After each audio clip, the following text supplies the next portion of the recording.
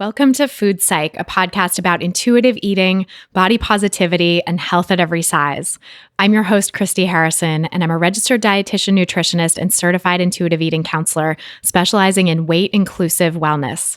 Join me as I talk with interesting people from all walks of life about their relationships with food. I remember I was teething, little gums bleeding, cried every evening, it was all about eating. When I became a teen, it was all about beef, and now I'm ready for the world. Try and sink my teeth in, stacking extra cheese. Hey guys, welcome to episode 77. I am, of course, your host, Christy Harrison, and today I am talking with a fabulous guest, a fellow body positive and health at every size dietitian named Joanne Soolman. And she has a great story of her own relationship with food and how she healed it, but also how she continues to have to practice many of the tools that I share with a lot of my clients around navigating diet culture in all of its various forms that surround us, because she has sort of a living, breathing embodiment of diet culture in her own family, someone who is very stuck in the diet mentality and in fact makes a great living off of selling weight loss to others. So we'll talk about how Joanne navigates that and how she stays true to her health at every size and body positive focus in the midst of that kind of pressure from her very own family. It's a really fascinating episode, and I can't wait to share it with you in just a moment. First, I want to let you know about a couple of great resources for improving your relationship with food. The first is my free quiz, which you can take at christyharrison.com/quiz. And I'll send you dozens of great tools and tips and resources for wherever you're at on the spectrum of healthy relationship with food to disordered relationship with food. We all fall somewhere along that spectrum, and there are things you can do to improve your relationship with food no matter where you fall. So sign up for that and I'll send them to you. It's at christyharrison.com/quiz. That's christyharrison.com/quiz. The second great resource is my intuitive eating online course, which you can find at christyharrison.com/course. And that is, of course, a 13-week online course to help you make peace with food, learn to trust your body, and learn the principles of intuitive eating. So we really work through those principles in depth, and I help you troubleshoot some of the very common pitfalls I see with people starting out in intuitive eating. And I present it all from a background of health at every size and body positivity. So there's no equivocating about this in my course, the way that, we've talked about how some wellness professionals will sell intuitive eating as a form of weight loss. That is not true with this course. I'm very clear about the fact that it's not about losing weight. It's about becoming accepting and respectful of your body wherever it is right now and learning to trust it and to fuel it well. So it's very in line with the principles we talk about on this podcast, and it really helps you embody those principles in yourself when you're ready to make the transition to intuitive eating. So to learn more and sign up for the course, head over to christyharrison.com/course. That's christyharrison.com/course. You can support the podcast by going to iTunes and leaving us a nice rating and review. And those ratings and reviews have really helped, by the way, because I don't know if you follow me on social media or if you're subscribed to my email VIP list, you might have seen that the other day we were ranked number 36 or 37 on the iTunes charts, and right below us was Jillian Michaels. And I thought that was just such a beautiful image, and I screenshotted that because I was like, this is emblematic of what I want to be happening with the podcast, which is that we're climbing up in the rankings of all the general health podcasts, and we're reaching people that would otherwise be listening to very diet-focused and sort of traditional weight loss-focused podcasts. So it's really cool and really exciting and inspiring to me to see Food Psych rising up in those rankings and to be really bringing the health at every size heat to the health category in iTunes. So if you want to help us keep bringing that heat, go over to iTunes on your computer or to the podcasts app on your phone, type in Food Psych to the search bar, click on the result that comes up under podcasts, and then leave us a nice rating and review under the tab where it says ratings and reviews. That's so helpful. It helps us keep rising up in the rankings and helping more people find these body positive messages. So you're really doing kind of a public service when you leave a rating and review for the podcast, if it's a nice one, because you're helping other people get this message and find these things that hopefully have been helpful to you too. Speaking of public service, if you're listening to this episode the day it comes out, today is Election Day in the United States. And I took some heat for making an endorsement on last week's episode of the podcast, which I knew would be a possibility. And I did it because to me, this election is just too important to stay silent. And I knew I would regret it if I didn't take the opportunity to speak my truth, even though it wasn't safe. It wasn't the safe thing to do. It was risky. So to anyone who wasn't on the same page with my endorsement, I want to say you're absolutely still welcome here. I hope we can still be friends. And I know that these things can be super polarizing, but if we're on the same page about body positivity and health at every size and helping you work through your judgments about your own body and feel more at peace, that's a win in my book, and I want to help you. But to those of you who are on the same page with me politically, and I know that there are many out there too, get out there and vote today. Find your polling place, go do it before or after work, whatever you got to do to make it happen, go vote. And hopefully next week we'll be celebrating a win for body positivity. Okay, so without any further ado, let's go talk to Joanne Levy Soolman. I spoke with her via Skype from her home in Wellesley, Massachusetts. So tell me about your relationship with food growing up. Well, I think I had a pretty typical relationship with food to most kids in the world. As a toddler, I wasn't terribly picky. I ate and I stopped eating when I was done. But I think I remember from a very early age learning about that there is such a thing as eating too much food, and that if you eat too much food, you'll get fat. So ever since I was, I guess 4 or 5 years old, I heard that message a lot, whether it was told directly to me or whether I heard my mom talking about it with my sister, other family members. It just really got into my psyche. So it was really a big theme in your family, it sounds like. Yeah, no one in my family was really overweight. We were all pretty average size. And for some reason, though, it became a focal point of our family was not getting fat, making sure you were staying slim or not getting any fatter than you are. It seemed like a constant point of conversation.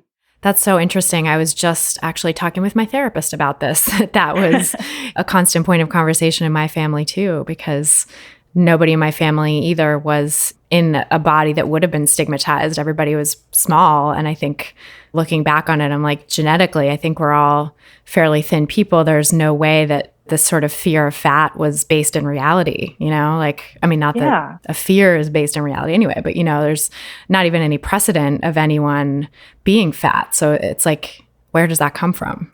Right. I think, in my family, my extended family, I don't remember anyone ever being really big. As a kid, I was a sort of chubby little kid and maybe a little pudgy, but I would not have picked myself out of a lineup and like, oh, that's a fat kid. You know what I mean? Like I just maybe had a little more meat on my bones than the other girls in my grade. But, I think if anyone had any sort of extra meat, it was probably me. But everyone else in my family was pretty typical. Yeah. And so do you think that they sort of really bought into the thin ideal that like, if you did have any extra meat on your bones, that you were going to have a hard time in life, or that things were bad? Yeah, I think so. I think when my sister hit puberty and as she started, being 14, 15, she started to gain some weight. And so that's when the messages started really coming in.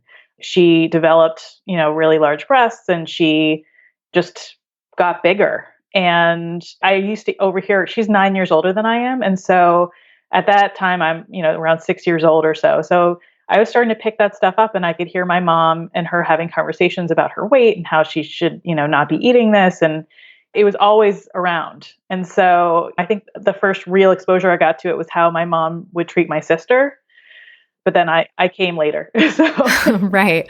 And it's so interesting because it's so normal for girls and really any child before they go through puberty or before they have a growth spurt to put on some weight. And especially with puberty, for like you have to gain fat on your body in order to menstruate for women. So exactly. It makes complete sense. But I'm sure that hearing that messaging at such a young age really affected you. Yeah, it did. They would have screaming matches that, they'd be crying. And my family, like my brother, they would tease my sister about her weight.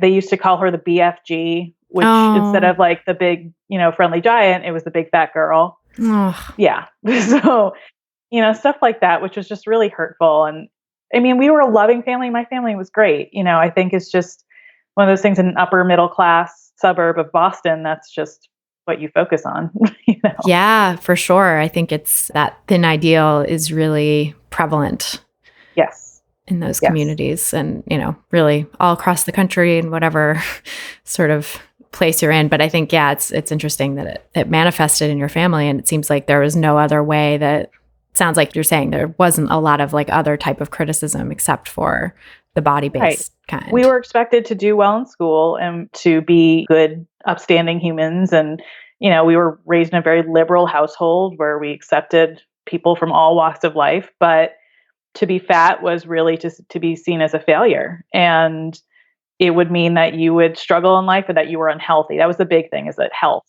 the health part of it.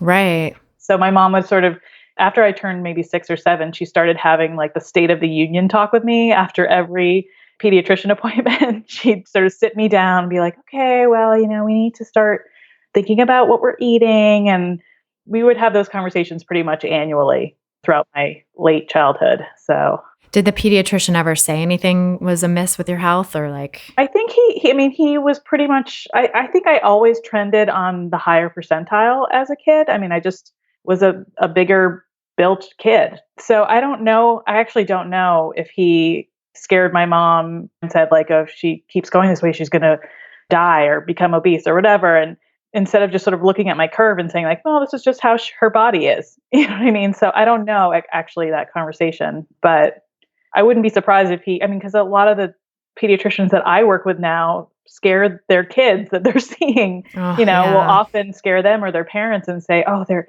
at the 95th percentile. They're at risk for being obese. And okay, well, if they've always been at the 95th percentile, then maybe that's where they're supposed to be. So, yeah, right. Exactly. Their growth curve is normal for them. And that's exactly. I think it's only gotten worse recently because of, the guidelines for pediatricians until the recently revised ones, at least. Yes. The last like 2007 ones explicitly said you should talk to kids and make them basically criticize them and shame them for their weight, Right. And that works really well. Yeah. Not really. Yeah, exactly.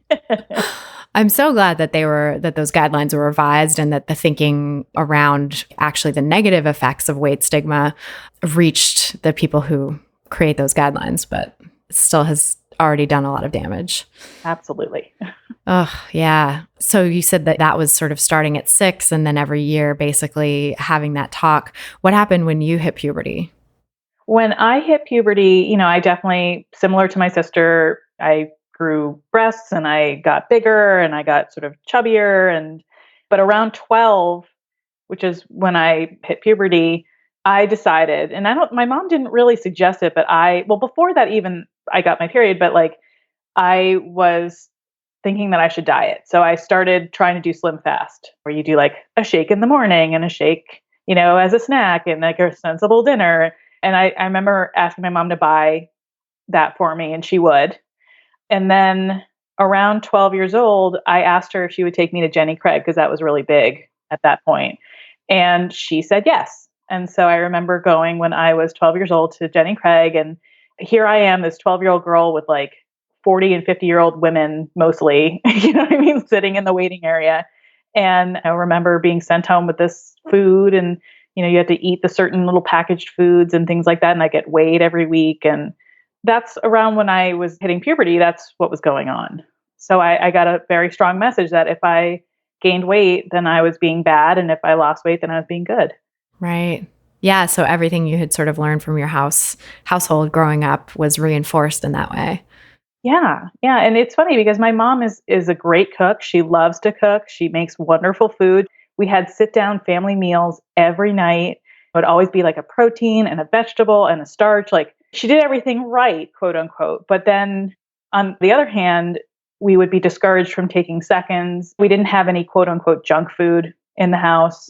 We didn't have sugar cereals except for Honey Nut Cheerios, skim milk, that kind of stuff. So we were limited on certain things. And if, God forbid, a bag of Milano cookies made it into the house, it would be gone by like Tuesday. You know what I mean? Right.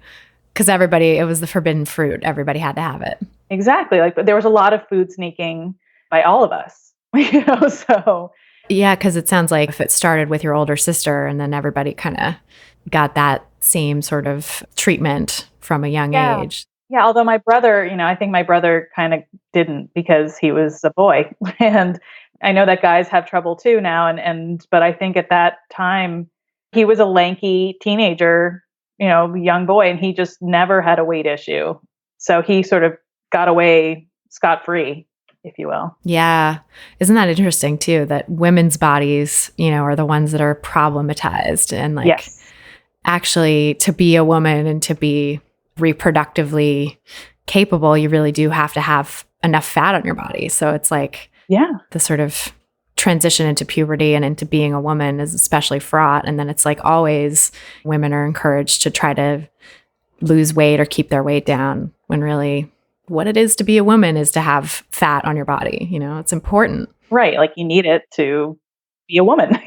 Right. So, Exactly. yes. Oh, that sounds so painful, like to be sort of steeped in that kind of body stigmatizing situation from such a young age. Yeah, it's hard because in every other way, my parents were so wonderful and loving, and my mom especially, she just was so involved in my life, and I wanted for nothing. Like I was very fortunate, and I don't forget that. But at the same time, I got a message a lot that I wasn't good enough, even if I got straight A's, which I did because I was a type A, hardworking little kid. But if I wasn't thin enough, then it didn't really matter, which stinks. Yeah, absolutely.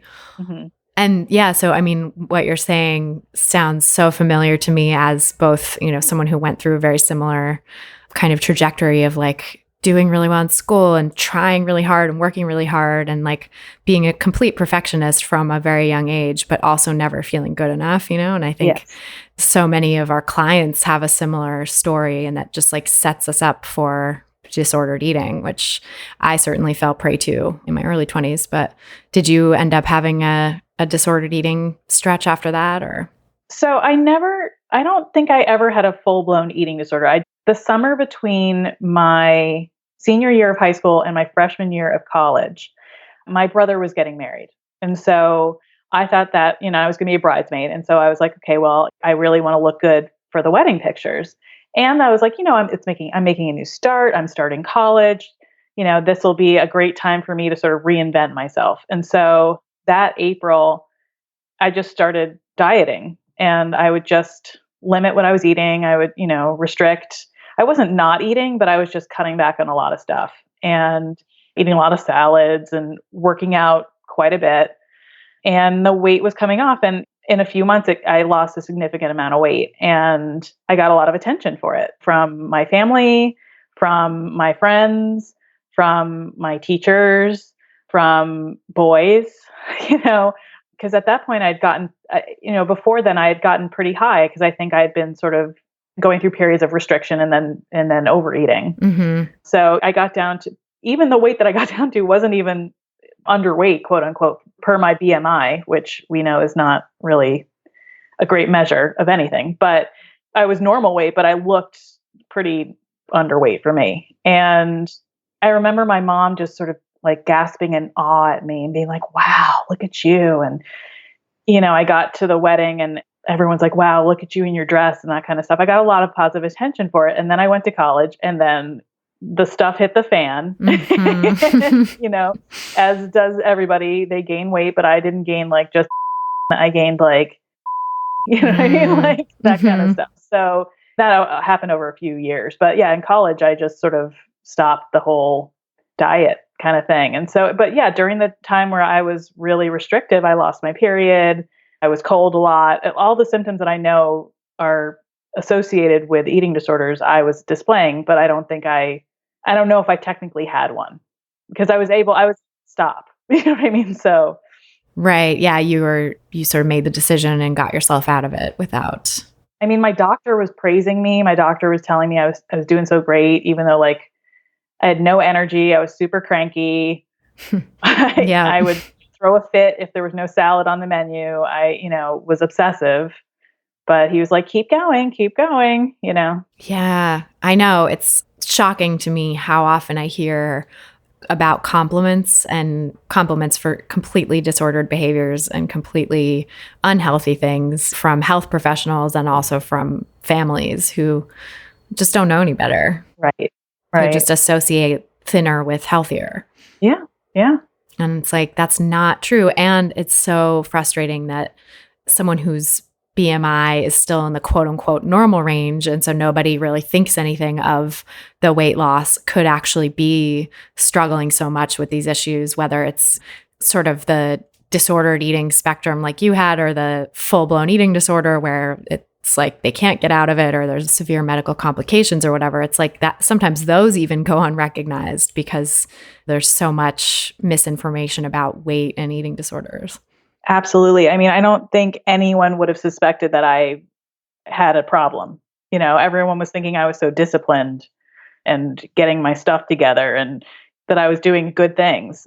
But looking back on it, no, I had I had issues, and I wish someone had picked up on it. Mm-hmm. I feel like now that I'm cued into all this stuff and work in the field, I pretty much see anybody who is quote unquote disciplined about food as a big red flag, Absolutely. Totally. And I wish more people would see that too, I know, but unfortunately in our society, food is such a moral issue. And I know. When you're being disciplined, you're being good and pure and virtuous. And it's only gotten worse with all this clean eating Instagram stuff. It's like, I know. Yay, that's Totally. I mean, that's why I do this. That's, a huge Ditto. part of this work for me and everybody else. It's like, we gotta change these messages. I know. I hope so. Yeah, me too. I mean, so that's interesting though. You said in college, a lot of this stuff was really hitting the fan. Did you also start to study nutrition then, or? No. So I actually went into college and I became a psych major, which I think also, I was developing some depression, some anxiety, and I was coping by eating quite a bit. I wasn't really exercising anymore. I'd been quite athletic during my childhood and adolescence. I played sports and all that kind of stuff, but during college I didn't. And I think I was really depressed. I was really not doing well. I started therapy. I started medications, which helped a bit. But yeah, college was a hard time for me.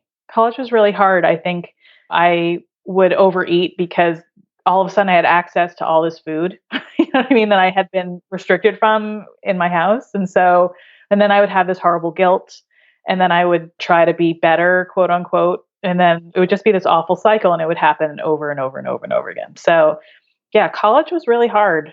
And like I said, by the end, I'd regained all the weight I'd lost plus more. Even though I graduated and I did really well in school, I think I felt like a failure because I was, quote unquote, fat again. Yeah. That's such a common theme I hear from people too, that, it's like everything else in your life can be together. But if you feel like a failure around your body size or how you're eating or whatever, that it feels like everything else doesn't matter.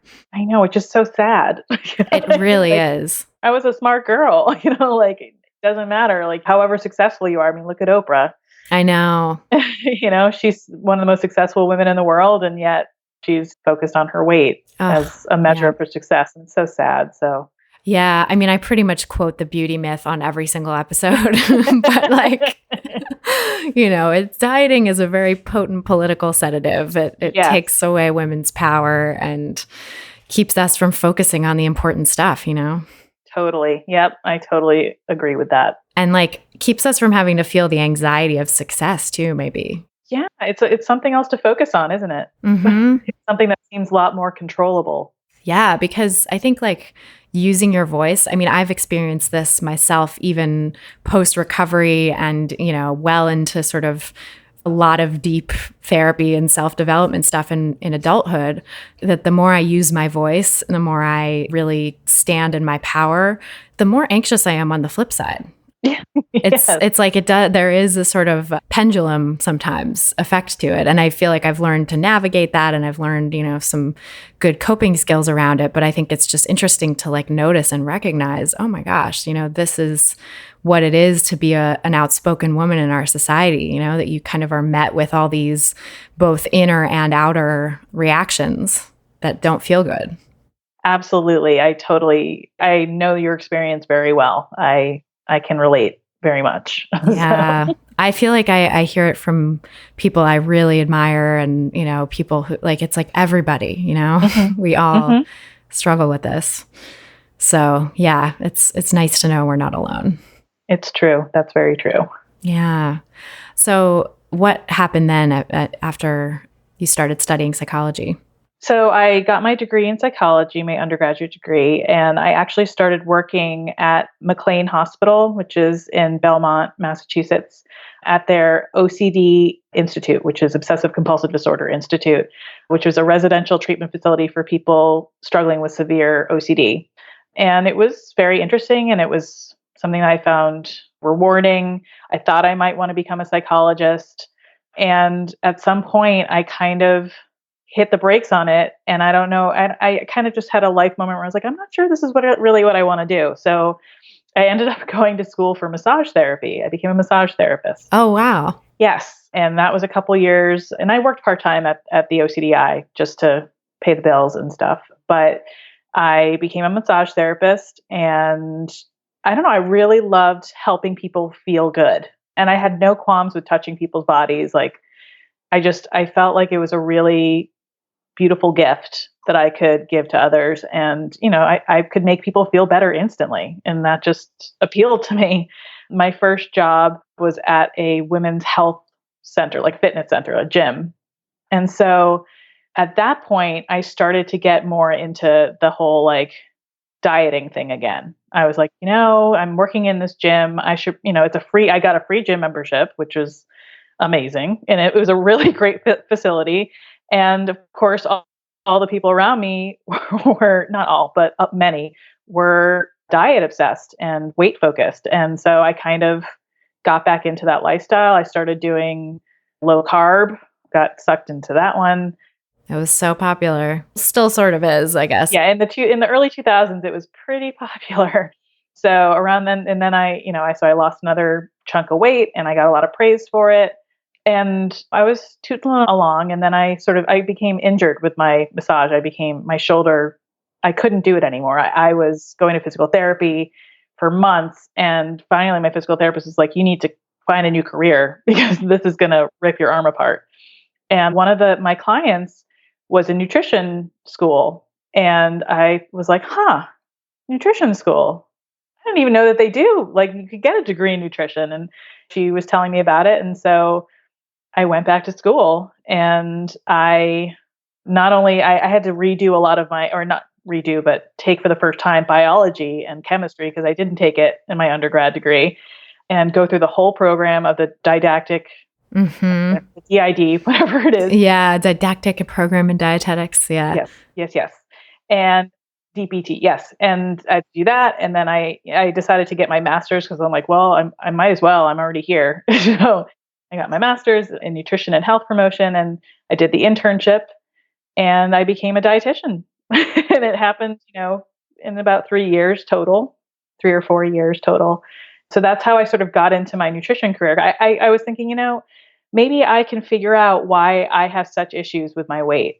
It was kind of like a trying to fix myself. Oh yeah. Kind of thing.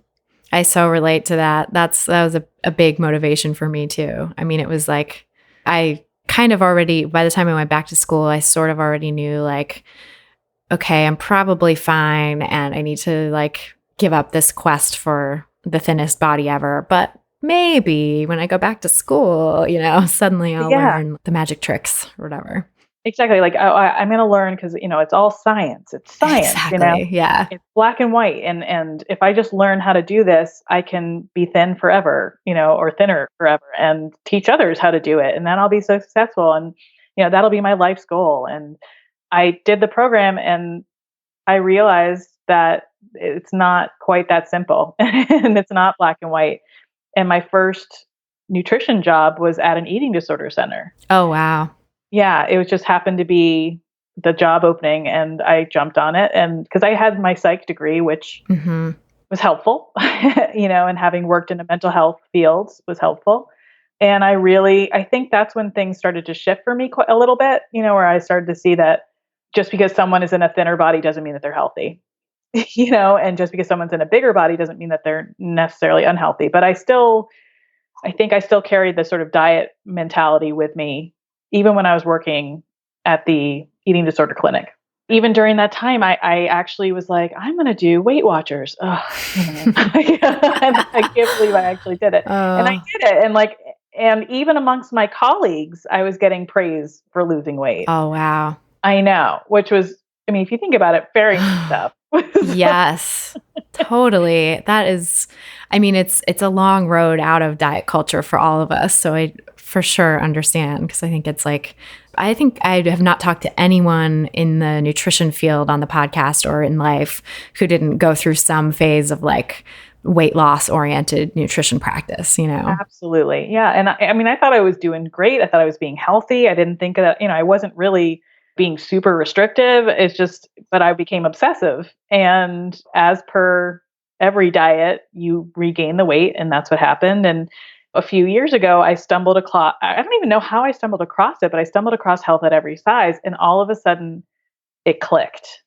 And I was like, wow, I get it. I think I actually get it. You know what I mean? Like, it's not just me, It's such a liberating thing to find out, right? It was liberating, but it was also like terrifying too, because then I had to give up my whole fantasy, which is the worst because, you're basically saying that Santa Claus doesn't exist and, Right. There is no magic diet out there. Like you don't have to continue this quest forever. You can just drop it. And right. And that if I kept on trying to diet, I would just get heavier and heavier and heavier.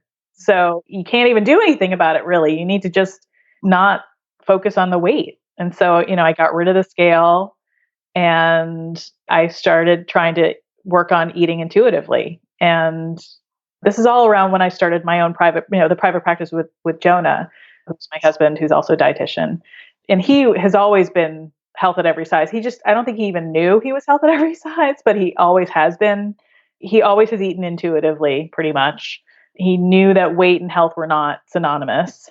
And so he kind of got it already, but it took me a while to sort of get it. And then after I got it, I was like, wow, I want to help people with this. So that's kind of how I got to where I've been over the last few years. that's awesome. What a journey. So when did you meet Jonah in this whole process? Did you guys meet in school or?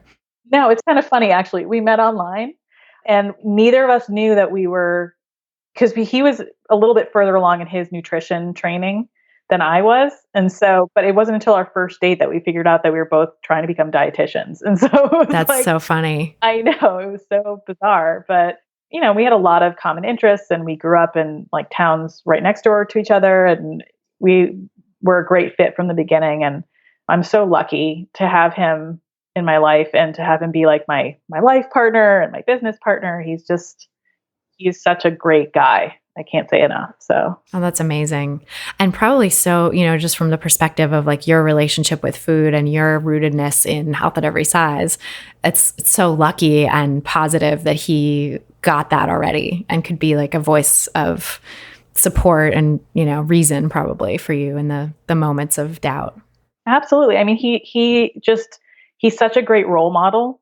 You know what I mean? As far as like intuitive eating goes, because he literally just eats what works for him in a way that feels good to him. And he seldom overeats and he's just so intuitive. I wish I think I'm pretty good now. I definitely am much better than I was even 5 years ago. Mm-hmm. But, he is just an amazingly intuitive eater. So it's great to have him, to be living with him. I know. That's so powerful. I feel like I've said on the podcast before too, like I am so grateful for my boyfriend who is also an intuitive eater and very body positive.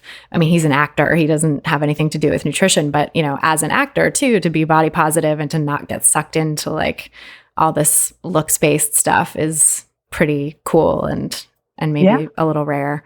But I feel like, that has really allowed me to flourish and continue flourishing in my intuitive eating practice and my nutrition practice and everything, in life versus I can't imagine if I had ended up with someone who did have food issues. Like, I don't even know if I could have dated someone who had food issues at this point. I totally agree. Yeah, no, I mean, Jonah makes it so easy. I think he's so accepting. He's so non-judgmental, which is amazing. And he does not focus on looks at all. I mean, his own or others. I mean, he thinks I'm the bee's knees and that's all he cares about, Aw. and that's all you need in a partner is who, someone that thinks that you're great, and even your flaws are great. So I know. That's so wonderful. I already wanted to talk to him, but now I'm like, I want to pick his brain. Like, how did he get so intuitive? And, you can pick his brain. I mean, I know that he's had a complicated relationship with food in the past, but I think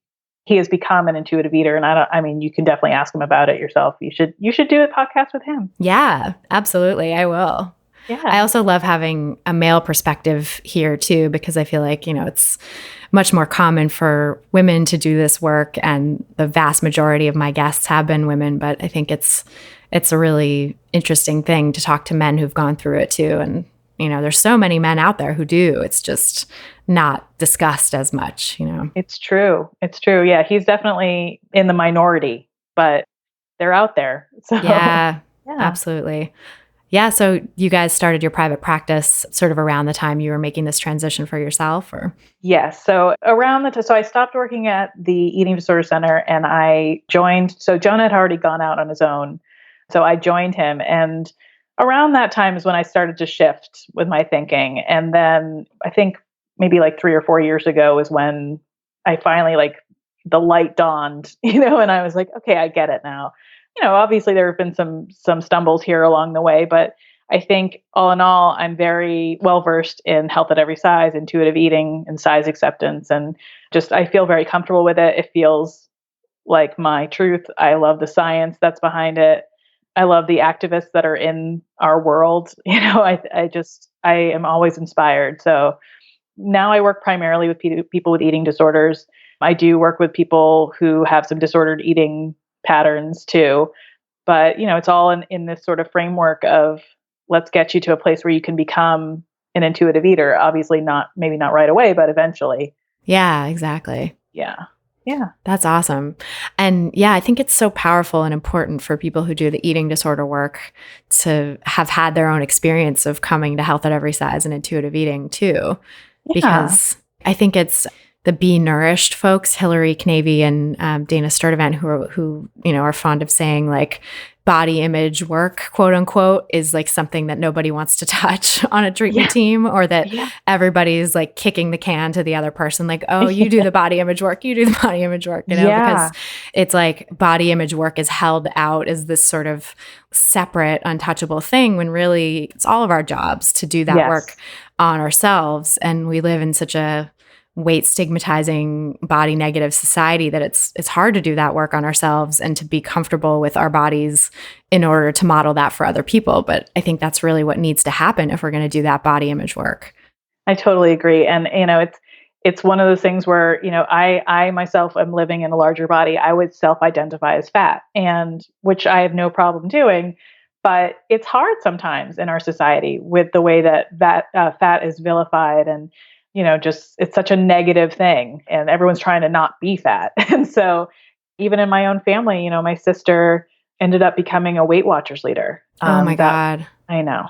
That's right. I remember that. Now I just remembered that I had that whole line of questions that I wanted to ask you about that, because you wrote this amazing blog post about that experience. Everybody should check that out. I'll link to it in the show notes. It's on the Hayes website, I think, right? Yes. Yeah. Yeah. So, my sister had gone through a whole lot of dieting and ups and downs with her weight. She had done Weight Watchers quite a bit, been a repeat flyer. And finally, about 9 years ago, she lost the weight and kept it off long enough to become a lifetime member. And then she decided she wanted to be a leader. And so, she became a Weight Watchers leader, and that's what she's been doing for the last almost decade. And she became very well known in New York City. She became very public, and she'd be on, a lot of the different newscasts and things like that. And she was featured in a couple commercials for Weight Watchers when they launched their consultant, like their phone consultant program. She was one of the people on the commercial that was sort of like, hey, I'm here and I can help you lose weight too, which was, challenging. Absolutely. Oh my God. Yeah. Yeah. And then, a year ago when Oprah joined and she took over part of Weight Watchers and she joined it and she became very public about it. My sister basically went on a media blitz and she was all over, like the Good Morning America and Entertainment Tonight. And she was in People magazine and, all that kind of stuff. And she ended up becoming Oprah's weight loss consultant, like her personal weight loss consultant. Oh my God. Kind of like, I was like in the twilight zone. I was like, is this real life? I don't think you can't make that shit up. It's like, really can't. It's really that it happened. And I was so conflicted because I love my sister. I think she's amazing and she's a wonderful person. I know she's a good person. There's no question that she has a good heart and she means well. And then she's really doing this work because she thinks she's helping people.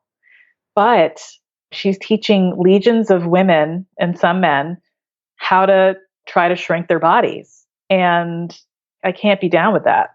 We agree not to really talk about it. She has no nutrition training. She has no science background. But she is a successful keeper offer of weight. She's the 1%. She's the 1%, but she also engages in my opinion, pretty disordered eating habits and exercise habits to maintain that weight loss. I mean, she is constantly worrying about her food. She's constantly writing in her food diary. And when we have family gatherings, she won't have cake. She won't have any dessert. She won't have any dessert at all. Even if it's like a birthday, you know what I mean? Nope, I can't have any of that. Talks about cutting out bread and, cutting out all sorts of things. So she is not on Oprah's bandwagon of, I love bread. I love bread. She does love bread, but I don't know if she lets herself but she doesn't have it. Yeah.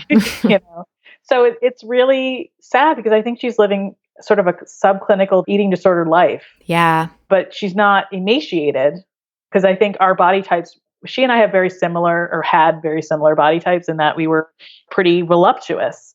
And even when we would lose weight, we would get to the quote unquote normal BMI, but it would be very low for us. So she's sort of maintaining this artificially low weight, even though it's quote unquote normal. Right.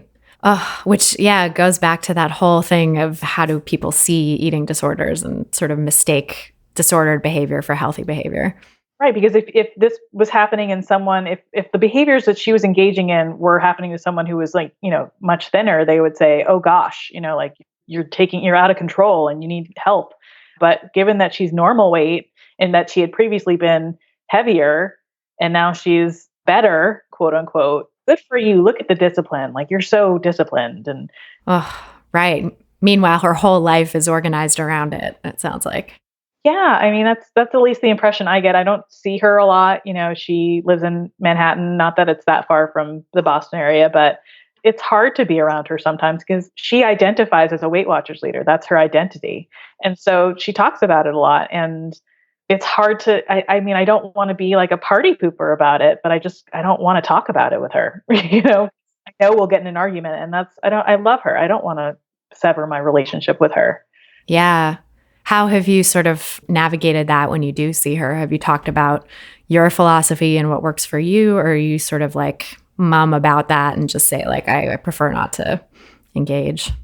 We've talked about things a few times in the past about my sort of beliefs and Jonah's beliefs about health at every size and how we work with our clients and that kind of thing. And while she agrees that health at every size in theory sounds good, she feels like, well, if you're engaging in healthy behaviors, then you should be losing weight. And you can do that doing Weight Watch. So there's, I think she kind of sort of gets it.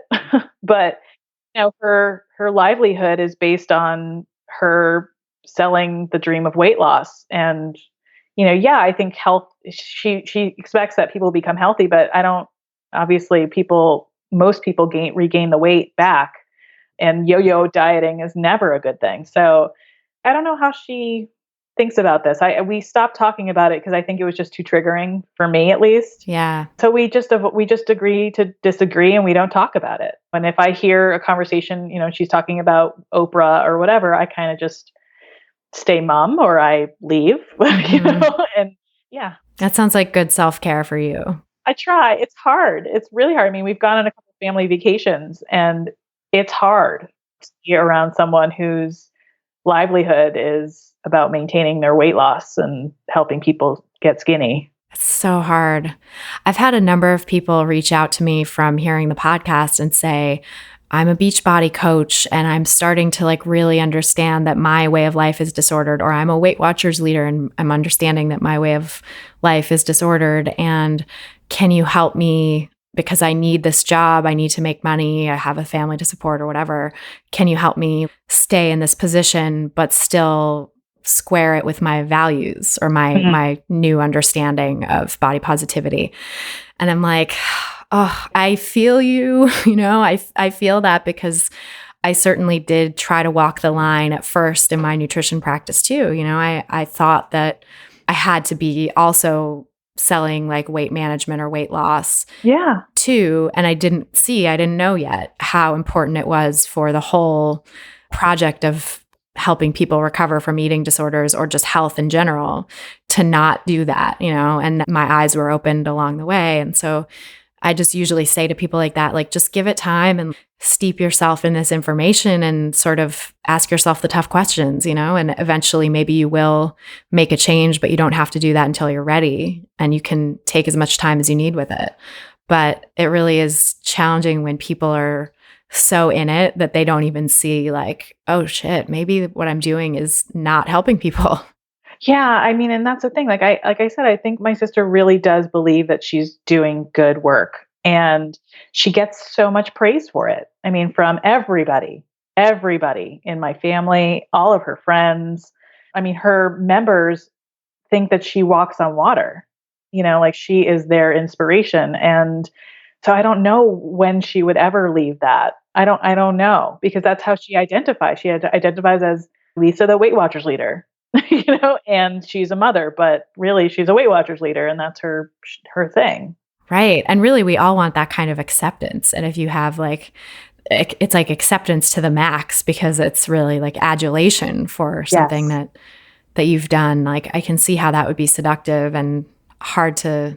I don't blame her. I totally don't blame her. And I think, if I was in her position, I'd be hard pressed to give that up too. But, I think knowing what I know and just seeing the research, I am a science-brained person. And when study after study shows that people who lose weight regain it, almost all of it, and then some after 5 years, I can't ignore that. No, I know. Exactly. You can't. And she happens to be one of those flukes that is in the minority of, the very small 1% or whatever that can lose weight on a diet and keep it off, but at what cost? Right. I mean, her life is so limited in a lot of ways. I think she puts across this sort of facade of happiness and healthiness, but really I think she's probably a little tortured, which, I mean, I don't know. I don't talk to her about it, which maybe I should, I don't know. But it's really tricky. It's tricky because I want to maintain a relationship with her, but I also want to stay true to my beliefs. Of course. And it's got to be so challenging too in terms of like the family dynamics, because the stuff that created your own disordered relationship with food was in large part this pressure from your family, and to see that they're all praising her for this and that she's like the sort of weight loss success story in the family has got to stir up some stuff for you, Oh yeah. I mean, here I am, the one with the nutrition degree, and no one asked me for nutrition advice. They all ask her for nutrition advice. That's which heartbreaking. Kills me. Yeah. So. Oh, it would kill me too. It's like, what a project for you to be navigating that. Yeah. Yeah. Every family gathering is a exercise in patience and breathing and self-care, Right. It's probably the crucible of all that stuff. It's really forces you to dig deep into your resources. Yeah, it does. And that's why I'm in therapy. That's not the only reason I'm in therapy, but a lot of my work in therapy is how to navigate these kinds of situations and, not just shy away, but also not fight battles that I can't, that aren't going to go well. You know what I mean? That like pick your battles kind of thing. Absolutely. Yeah. Which is so hard when you're doing this work anyway, when you're passionate about it and people sort of push your buttons and stuff. But then when it's someone in your family and like they helped install the buttons, then it's really tough. Yes, it is. Well, I mean, yeah, I can't imagine that life is great in that way, and sort of being ruled by thoughts about food and everything. But I guess everybody comes to it in their own time. And Yeah. maybe some people never really wake up to the fact that their constant dieting is limiting their life, but Yeah. I mean, I really hope that she gets it one day. I don't know if it'll happen. I wonder if it will take, Weight Watchers closing its doors because it goes bankrupt, God willing. Yep. Knock on wood. And maybe that will force her to sort of reevaluate things, but I don't see it changing for her anytime soon. I hope it does because I love her and I want her to be happy and not live a life of sort of sadness, which I imagine it must be really hard for her. I know. I hope so too. I have a lot of, I do like, it's interesting because I think this time we live in is we're on such a razor's edge. Like we could go either way into mainstream body positivity and people really understanding this stuff on a massive scale, which I hope, and that's part of what keeps me going in this work really is that hope. But then there's also so much to the contrary of that and that keeps building too. And it's like the diet industry right now doesn't seem like it's going to go anywhere anytime soon. So yeah, it's just, you're right. It's sort of, I hold some hope because I do see some changes, but I'm not sure really when things will be very different. I don't know. I do hope it'll happen in my lifetime. So me too. Yeah. I hope that tipping point is soon. It's cool to see the backlash against Weight Watchers in our circles and in some sort of more advanced like media organizations. Refinery 29 did some good stuff about why Weight Watchers isn't really body positive. And certainly like the feminist media outlets are covering it, but it's going to take a lot of continued pushing from people and voting with our dollars and not getting sucked into that flushing money down the toilet, basically, of right. of, trying whatever next diet program or diet supplement or whatever there is. Yeah, the fantasy of weight loss. And, Jonah and I went to see Embrace last week. Oh, yeah. How was that? I thought it was great. We both thought it was really great. It was just really well done. It was all about body positivity. And, it didn't specifically talk about health at every size, but Linda Bacon was in it, which was great. And I don't know, I felt like it was very accessible for the public. It's sort of like a body positive or health at every size light kind of thing, like, 101 kind of thing. And so I hope that gains traction and that people will really watch that documentary because I think it could change some lives. I really do. Yeah, that's awesome. I've been meaning to try to like see it or go to one of the screenings in New York. So yeah, maybe I'll put the word out about that in the show notes too. Yeah. I'm sure that they're doing some screenings there and I think it's really worth it. And I could hear some of the women that were in the audience with me, some of them were gasping, some of them were crying. It's brought out a lot of emotions. So yeah, I would highly recommend it. And, of course, going on the blogs is always a great thing. And Reagan Chastain's Dancing with Fat is kind of like my Bible. So, oh, yeah, it's amazing. She's such a powerful voice in this movement. I love what she writes and how she talks about this stuff. She says it like it is. Yep. And she just knows what she's talking about. And I don't know. I really admire her for that. And she gets a lot of abuse, basically from trolls and people who are really nasty. And she stays strong. And that's inspiring to me. It's so inspiring. I know. She's very, very strong. I think it's one thing to do this work in the face of the sort of general sense of like swimming upstream that we all do in the health at every size movement, but to then have like personal attacks directed at you in a very specific and sort of unnerving way. Yeah. I just imagine myself in that situation. I'm like, I wouldn't leave the house probably. I think I would shut down, Well, so. Yeah. I made the mistake of looking up somehow my blog about my sister being Oprah's Weight Watchers leader got onto the fat Reddit or the whatever. God.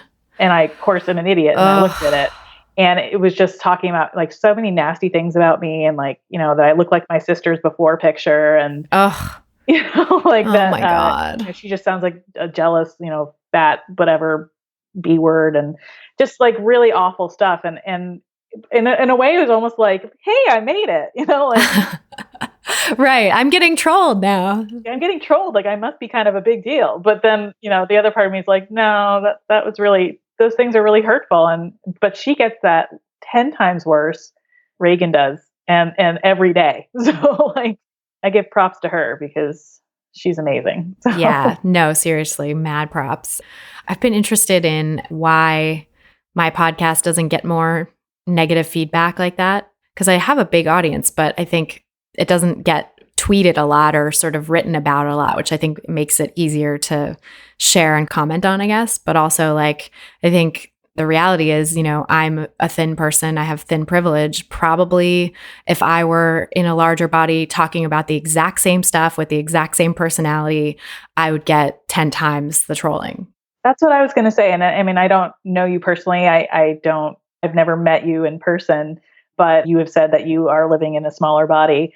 And I think inherently yes, there is some thin privilege that goes along with that. And, even myself, I'm living in a larger body, but I know there are people living in much larger bodies than me, so I have some privilege, but I think the larger that you are, the more open season you are for people to really take aim. And there's a lot of hate out there. It's scary to see. I think the internet is just such an easy way for people to be really mean and angry and nasty and hateful, and because they don't have to do it to your face, so yeah, people would never say the degree of mean things to someone's face that they do online. The internet is a very safe place to do it. So that's why I think the fatter you are, the more hate you're going to get, which is just awful. I know. I have a lot of feelings about that because I'm like, I use my privilege and probably it shields me from a lot of the ire that someone larger would feel in doing the same work. And I'm grateful that I don't have that kind of ire, but also that's not okay, Yeah, no, but I mean, it's important to have people that are in all bodies be a part of this work.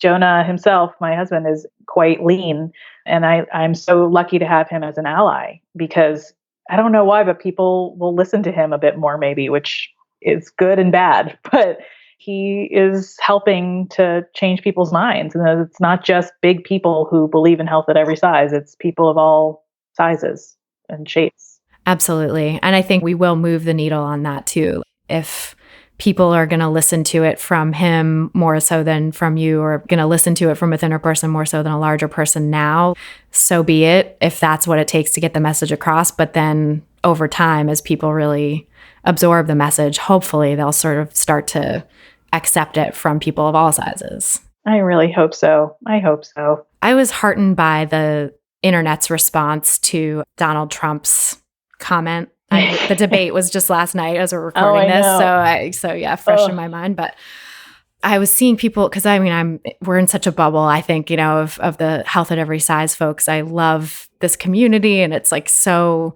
inclusive, and everybody I follow online is basically in the same community. So, but I definitely have a lot of random Facebook friends who are just like someone I worked with once, or some, like a friend of my sister's or whatever. So it's not like all people in this movement. And I was really surprised and pleasantly so by a lot of the Facebook comments about that, about Trump's comment about his like fat shaming stuff in the debate, from people that weren't even in the body positive movement, that I never would have expected to jump to the defense of body positivity. I was like, oh, hey, cool. Like, that's great. Yeah, no, that's very heartening. I made myself watch the debate last night because I was like, you got to watch this, because yeah, you just have to, you have to be informed, and you have to watch the shit show that incurs and that happens. So, and it happened. And when he made that comment, actually, Jonah wasn't in the room with me. And I like let out such a scream. I was like, no, he didn't. Oh my God, I can't believe it. Like, it was just so indicative of the kind of person that he is. And it's just, Jonah came running. He's like, what happened? I'm like, I had to like rewind the DVR and be like, you have to watch this. Yeah, it's crazy that level of vitriol came out in the debate. Yeah, I'm not surprised. I mean, he hates a lot of people. Mm-hmm. So, it's true. Including fat people. Big time. Yeah, he has a specific sort of anti-fat rhetoric that it's really like, what happened to you, that you Oh, well, you dropped on your head as a child. That's Yeah. what happened. You're Yeah. not right. There's something not right with you. Something really off there. The wires are crossed. So Yeah. yeah. So it was sort of, heartening in a way to see that people were like, hey, that's not okay. Like beyond even just the body positive movement. I totally agree. Yeah. No, I saw some of those too, some of those comments on Facebook, people being like, why did he have to throw that in there? And I was like, yes, it's not just me that's super sensitive to this. It's other people, Yep. So. Totally. Yeah. He just sort of brought some attention to the cause of weight bias. And on Weight Stigma Awareness Week, no less. That's what really got me. I was like, are you kidding me? Yep. Unintentional irony. Oh, well, I could talk to you forever, but we're sort of nearing the end of our hour. So just wanted to ask you where people can find you and learn more about your work. Oh, absolutely. So we are located in Wellesley, Massachusetts, which is a suburb of Boston. And you can read about us at our website, which is SoolmanNutrition.com. So that's Soolman with an S in Sam, Oolman nutrition.com. And you can learn more about myself and Jonah and how we work and the kind of people that we work with and our methodologies. So yeah, you can check us out there. We have a Facebook page. We have a newsletter, a monthly newsletter. I think our newsletter just went out today. So feel free to sign up for that on our website, and that's how you can reach us. Awesome. And I'll put all those links in the show notes too, so that people can find you and just click easily. Thank you so much. Yeah, thanks so much, Joanne. It's really a pleasure talking with you. Ditto. So that's our show. Thanks again so much to our guests for being here and to you guys for listening. And we'll be back again next week with another brand new episode. Meanwhile, I'd love to stay in touch. And the best way to do that is via email. So you can go to christyharrison.com/email to sign up for my VIP list. I'll send you info about new episodes of the podcast as they drop, as well as exclusive sneak previews of new episodes, exclusive giveaways and other special deals on the products and services I offer, special tips on how to make peace with food and learn to trust your body, and a whole lot more. Sign up at christyharrison.com/email. You can also subscribe via iTunes and leave us a nice rating and review, which is a great way to get the word out about the podcast and help other people find these important messages. Just go to iTunes from your computer or your podcasts app, type in Food Psych to the search bar, click on the result that comes up under podcasts, and then click on ratings and reviews, and you can leave a rating and review right there. And I really appreciate all the 5-star reviews and wonderful ratings that we've gotten, because it's helped us climb really high right now in the rankings. So we're currently in the top 50 of all health podcasts, and that's really cool because we're competing against some of the diet mentality, sort of traditional weight management and body shaming types of messages that I'm trying to fight with this podcast. So we've really started to beat out a lot of the diety voices, and I'd love to continue climbing higher in the rankings to get this message out even further. So please leave us a nice rating and review. It's so very much appreciated. And thanks to everyone who's left reviews so far. The music you're hearing behind me now is by a band called AWOL, and the track is called Food, used under the Creative Commons license. Thanks so much for listening, and until next time, stay psyched. Stupid or scared, no work in the kitchen now. Who put you there in that perfect position now? Bullies want your food, and you ain't really beat. Have you ever went